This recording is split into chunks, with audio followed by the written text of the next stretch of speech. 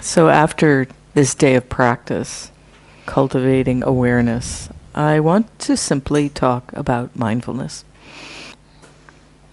This is what allows us to experience the nature of reality directly.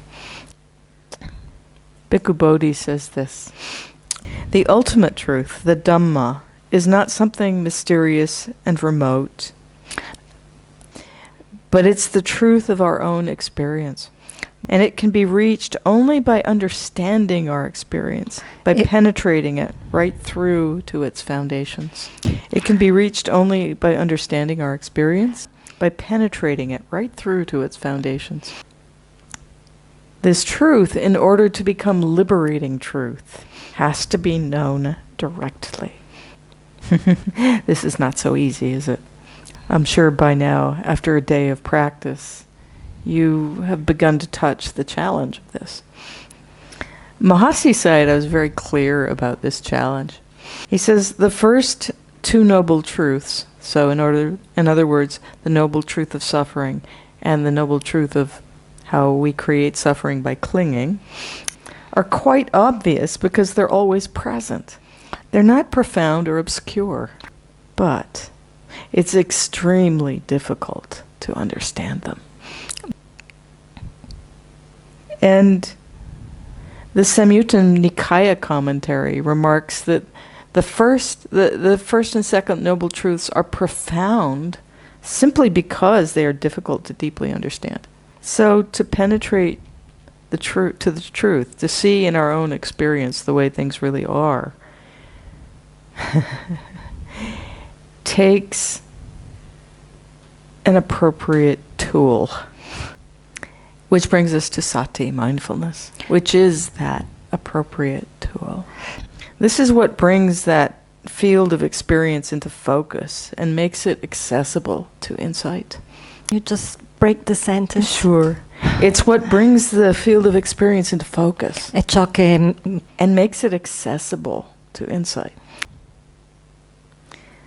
So, sati, mindfulness, is presence of mind, attentiveness, awareness. These are synonyms that are often used in English. Sati è attenzione, presenza mentale, sinonimi che vengono spesso usati in inglese. So, simple awareness of objects in the here and now, sense objects, without an overlay of judgment and interpretation. But it's not our everyday, ordinary awareness. Okay. Mahasi Sayadaw asks, one could ask, doesn't a dog know that he or she is walking down the street? And then he goes on to answer that question at kind of profound length, basically saying, yes, dogs and ordinary people use ordinary awareness to know that they're going down the street. But that awareness in both dogs and ordinary people is clouded by delusion. And it really made me chuckle because some of you know I like to do a lot of long-distance walking. Mahasi Sayadaw says, even after walking 100 miles, they think they're the same person. Even after having arrived in a different place, they think they're the same person as they were 100 miles ago. That understanding that we're not the same person. It's easy to fall into this deluded awareness. So mindfulness isn't everyday awareness, nor, as I was saying this morning, is it simple sense consciousness. It's something more profound than that. So in our Vipassana practice, which aims for freedom of mind, liberating mindfulness is precise, penetrative, and applied with a relaxed but very clear focus. So this is the kind of awareness that sinks into experience rather than floating around on the top. And this metaphor of floating is used a number of places in the text to describe this kind of penetrative mindfulness. So Mahasi Sayadaw speaks of it as mindfulness that sinks into the object. And U Pandita describes it as not wobbling or floating away from the object. In modo Both of these follow a description in the texts commentarial texts that describe this kind of mindfulness as like a stone that goes through the surface of the water to the bottom, as opposed to a hollow. They use the example of a gourd, a hollow gourd that floats around on the surface. Bhikkhu Bodhi again. To lead to insight and the realization of wisdom, mindfulness is used in a particular manner. Its task is to observe, to note, and to discern phenomena with utmost precision until their fundamental characteristics come to light. And this kind of deep observation cuts through the knot and of all our delusions and misperceptions. Think for a moment of life. Remember life without mindfulness, just by way of contrast. So we can deceive ourselves into thinking we're always aware of the present. But the kind of mindfulness I've been describing like this is really rare in everyday life. In ordinary consciousness, the kind of consciousness that Mahasi Sayadaw says, this is like the dog walking down the street consciousness. In that kind of ordinary consciousness, the mind uses whatever sense impressions come as a very quick starting point. This ordinary consciousness, from there's a cognitive process that begins immediately, that interprets whatever that object is in terms of categories and assumptions, and whatever we think about the world. Okay. So the mind immediately creates associations, concepts, perceptions, and then weaves all of this together to create really complex interpretations that aren't real. This doesn't take any time. A millisecond. Very, very fast. Even simple perceptions are, clouded by this kind of illusion. The way we categorize things. So yesterday, Sandra and I were walking over in that direction, and we were passing this beautiful field of wheat. And what was so interesting was to notice in the mind what was happening there. Because, at least in my mind, there was this immediate, that's wheat. Put this complex perception of color and form and movement into a little box called wheat. And that little box has all sorts of associations that the mind then began to chew on. Already many, many, many steps away from bare awareness of color, form, movement. And when we have a perception of anything in the world, we can't unlearn that. It doesn't go away. That's actually not the function of practice, to make those things go away, but to see them as false. Perhaps true on a conventional level, but seeing under all those conventional boxes to what's basically happening. This is actually really important to understand, because we don't, or I'm going to back up. We spend our first years, when a baby's growing up, a lot of what is happening there is we're teaching that kid all those perceptions. We tell them names and numbers and, all these things. Colors. That's wheat and it's green. All these perceptions. And we need those to function in the world. So we don't, the purpose of practice is to not to make these go away.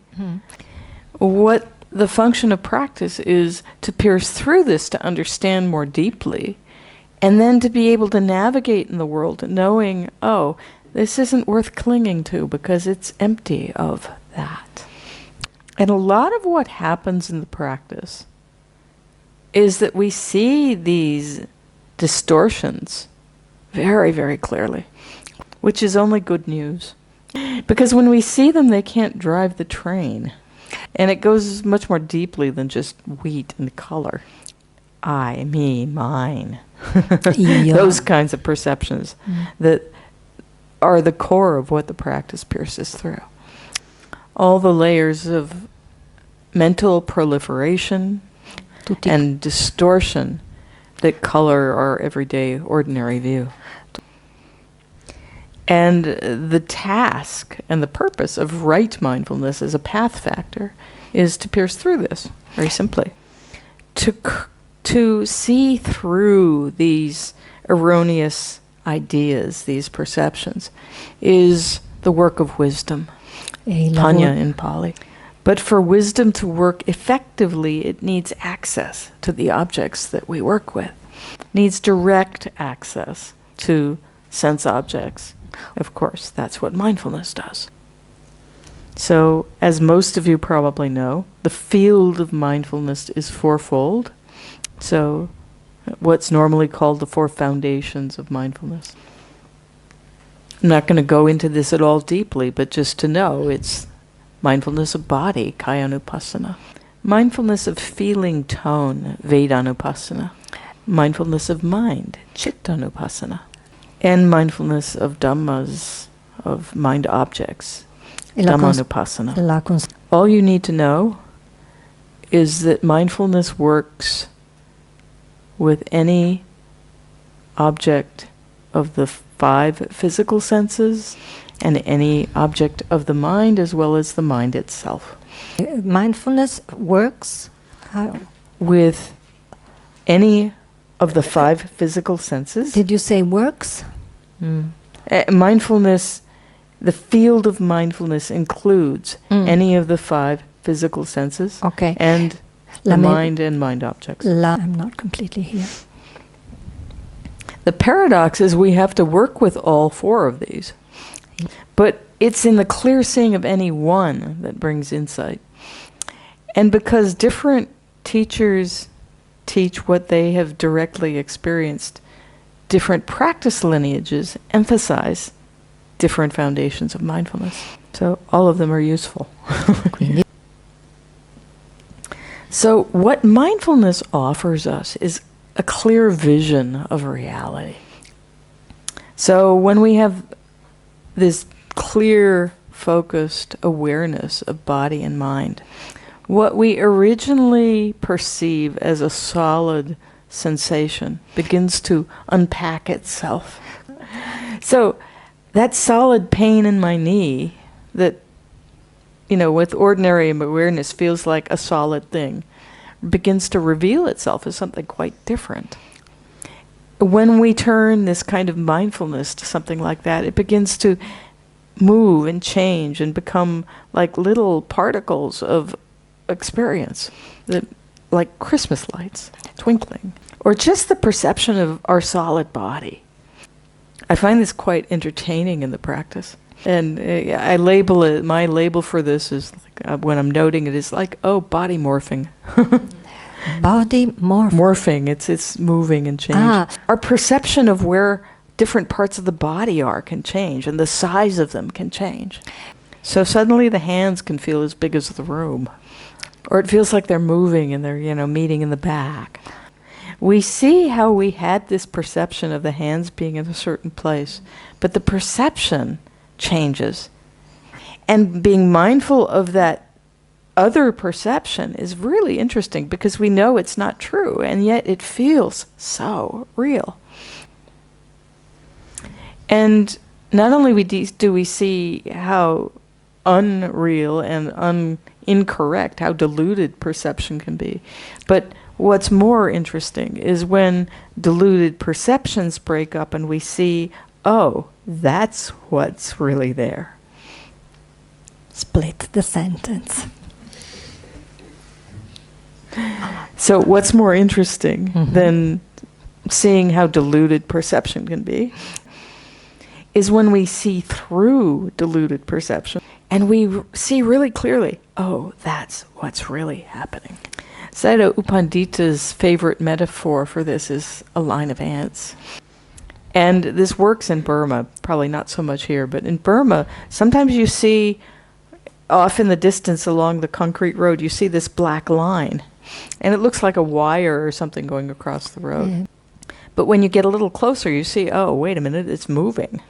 And when you get a little closer, you see not only is what's happening is that, yes, it's moving, but it's individual ants, and they're all running in the same direction. So as the awareness gets closer and closer to this object, the perception goes from wire to movement to, oh, it's just thousands of individual ants, and they're all moving.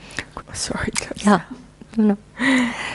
So exactly like this is what we do when we watch the rising and falling of the abdomen, or the lifting and the placing of the foot, or the movement of the foot. Oh. At this point in the retreat, often there's a foot and it's moving. And we can tell that's happening, but that's about it. But the closer you look, the more interesting it gets. Likewise with the in-breath and the out-breath, the rising, the falling.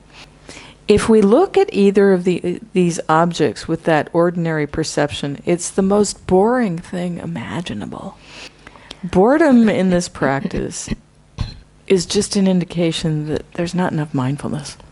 Cultivating friendly interest is very helpful, because when you do that and you keep looking moment to moment to moment, it's like the rising, the falling, the moving begin to reveal themselves in the most amazingly interesting ways. So I'm not going to give away what is going to happen, because for each of you it's going to be different. But I guarantee you it's really, really interesting. I don't know how many retreats I've spent fascinated by walking meditation. And it's in movement that you begin to really see things, when you slow down the foot and you begin to observe carefully. There was one retreat where it would take me an hour to go once across a stretch about like this. There and back would take a whole hour. There was a lot of stopping going on, but it is ridiculously slow.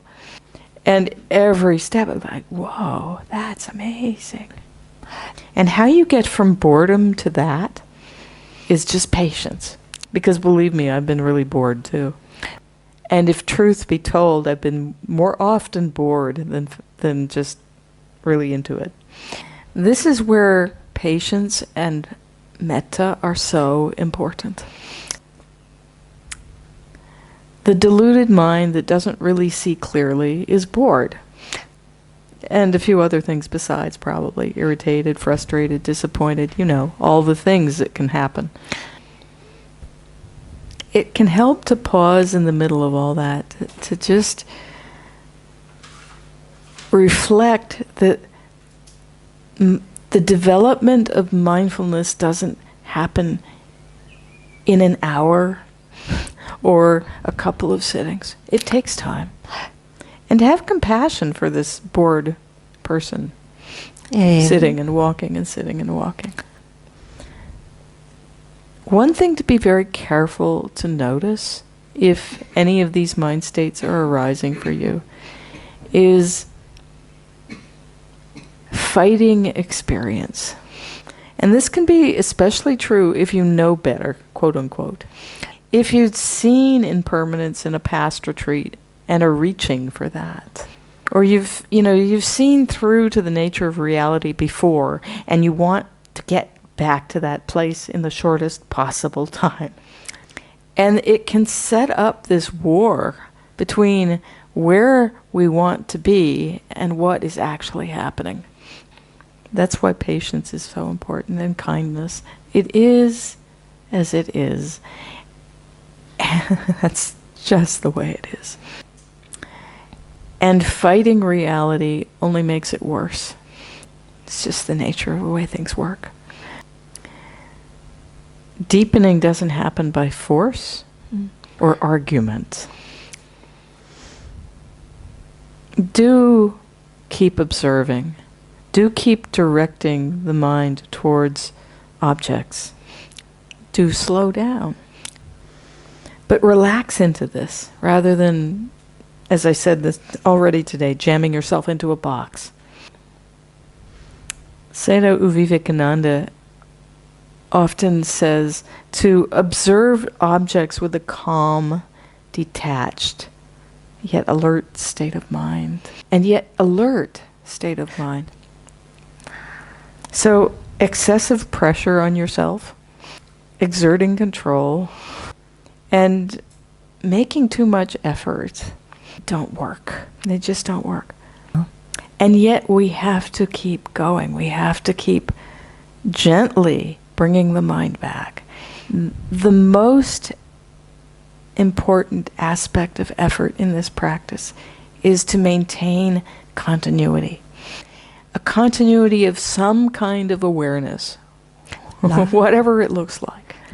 And it's natural at the beginning of practice that we have this ordinary awareness. We don't have that deep, penetrative mindfulness. Understanding that's normal. And not trying to force it to be different. But just keep looking. Just keep looking. Keep directing the mind towards the rising and falling of the abdomen, towards the feet. See whatever aspects of those experiences jump out at you. So it's very simple things that we're looking at. As Mahasi Sayadaw said,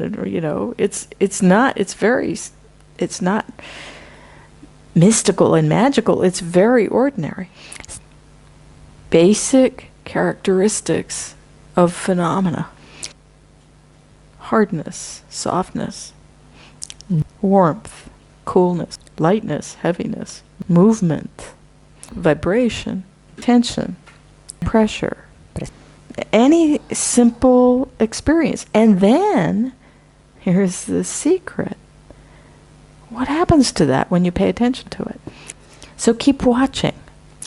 There will be, say, in the rising and falling, something that is obvious to you, a bare physical sensation that you can feel.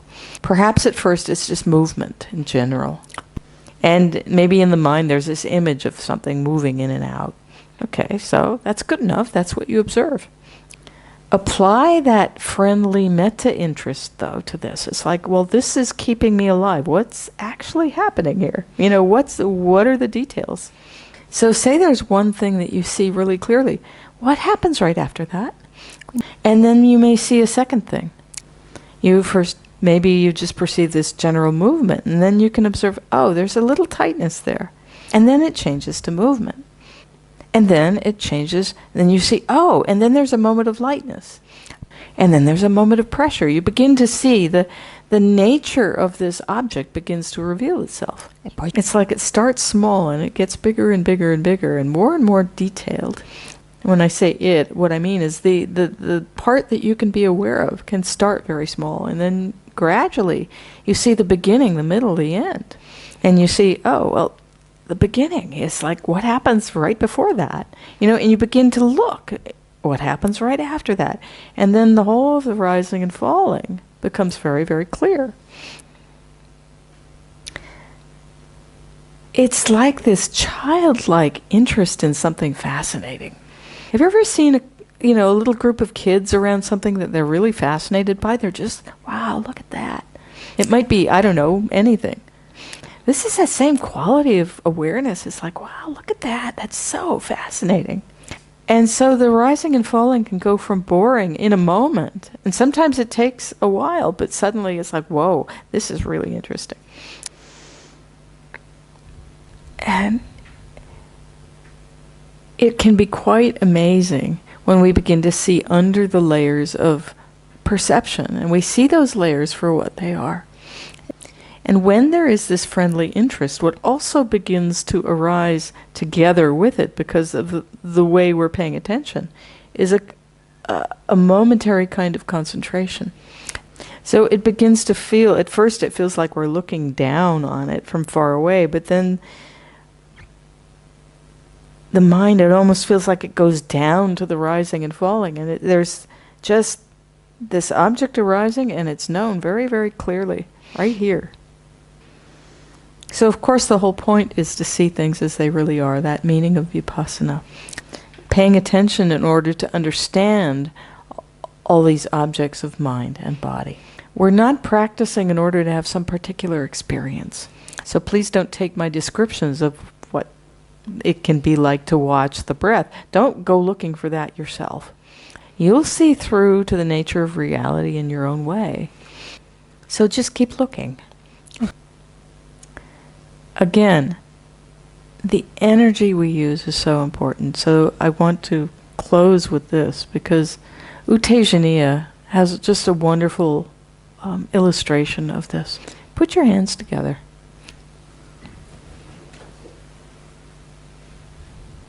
How much effort does it take to feel that? Not a lot, right? You can feel something. That's just the amount of effort you need. The mind knows how to know. That's its job. The point of that illustration is knowing what you can perceive right now in this moment is very easy. Just know what you're knowing in this moment, no matter what it looks like. So please don't overlay an idea of what you think should be happening and then dig and peer at objects trying to create that. Just have a continuity of knowing this, just like that. And it's that continuity where most of the effort needs to come in. Mahasi Sayadaw says, a meditator should practice only by observing distinct mental and physical phenomena, clearly seeing them as they are. In other words, as they appear in that moment. Don't be preoccupied with ideas of how you think they should be. The way Mahasi Sayadaw speaks of this is, if you do this, you're going to be preoccupied, wondering if you're doing the practice in accord with the teachings. And then there begins to have this wandering mind thinking about the practice, which interrupts your continuity. So never mind what you intellectually know. And that line that I quoted from Uttamaneja, a yogi's only job is to pay attention to each arising object. That's all you need to do. Know it as it appears to you right now. And let that be enough for now. Understanding that the more you observe, the more interest you bring to that observation, the clearer that observation will become. Step by step, the mindfulness will become more precise, more penetrative, and will more clearly see what's actually happening. That happens by itself if you just patiently keep going. Bringing to the process the intention to connect moment to moment to moment, and gently making an effort to sustain that connection in a continuous way. Gentle is the most important part of that, not forced. Understanding that at this point in the retreat for all of us, no matter how many years we've been practicing, there will be breaks in the continuity. Just keep going and pay attention. One thing that I find very helpful is that the definition, the root, the linguistic root of the word mindfulness means to remember. So just remember to connect. And just like with the metta practice, we create a habit of connection. We bring the mind back moment to moment to moment to connection. Of course, it's a very different practice and a very different process because we're bringing the mind back, not to a single place, but to many things. Many things that can be happening right here. But we keep bringing the mind back to this kind, interested, friendly awareness right now. And remembering again, right now. And now, and now, and now. One moment at a time. And the more you do it, the more you can do it. Because the Abhidhamma says, in a very circular way, but it's true, the proximate cause, the immediate cause for a moment of mindfulness to arise is a previous moment of mindfulness.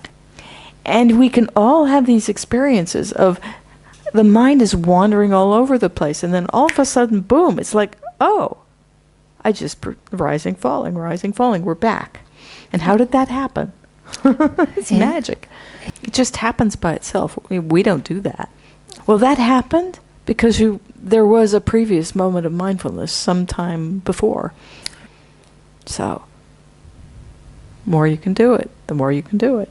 The more you do it, the more you can do it. So if there's impatience or disappointment or frustration, take refuge in that.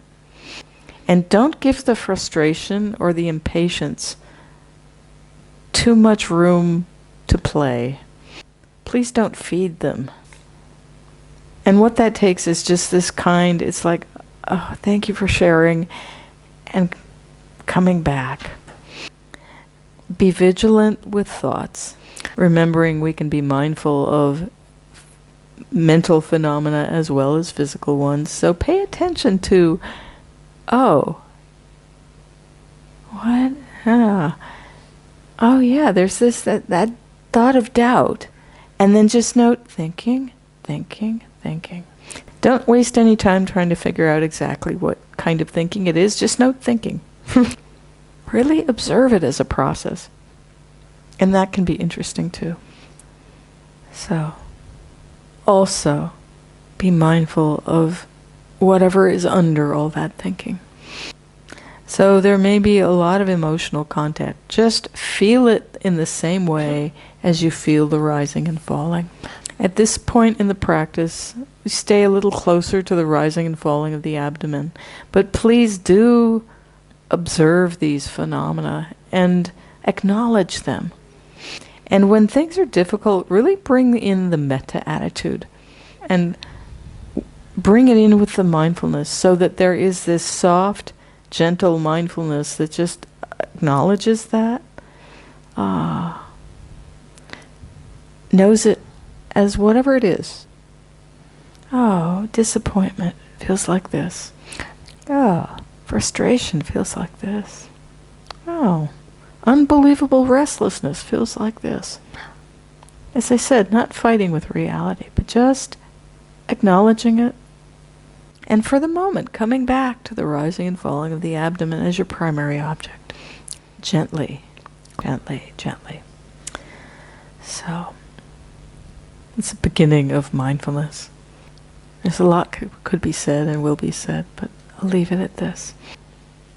Thank you for your kind attention, and let's sit for a moment and just let the words settle.